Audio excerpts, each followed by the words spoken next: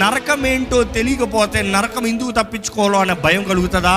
యేసు ప్రభు నరకం గురించి చెప్తాను. అంశం ఏంటంటే అది ఎంత క్రూరమైందో, ఎంత భయంకరమైందో అది తెలుసుకుంటే భయపడతాం. అలాంటి జీవితం నాకు వద్దు, ఆ స్థలము నాకు వద్దు అని. అసలు నరకం ఎవరి కొరకు సిద్ధపరచబడింది? అపవాది, వాడు అనుచరులకి, మనుషుడికి కాదు. క్రీస్తు మన కొరకు ఈ లోకంలోకి వచ్చి ప్రతి ఒక్కరు పాపానికి వెళ్ళాల్సిన వారిని, ప్రతి ఒక్కరు నరకానికి వెళ్ళాల్సిన వారిని దేవుడు మరలా రీరౌట్ చేస్తున్నాడు, మార్గాన్ని కనబరుస్తున్నాడు. మార్గము నేనే, ఎవరన్నాడు? యేసు. సత్యము నేనే, ఎవరన్నారు? యేసు. జీవము నేనే, ఎవరన్నారు? ఆయన మాత్రమే. తప్పిపోయే మనల్ని మరలా వెతికి రక్షిస్తానికి యేసు ప్రభు ఈ లోకంలోకి వచ్చాడు. ఈరోజు ఎంతమంది ఇక్కడ రక్షించబడిన వారు ఉన్నారు? వద్దు.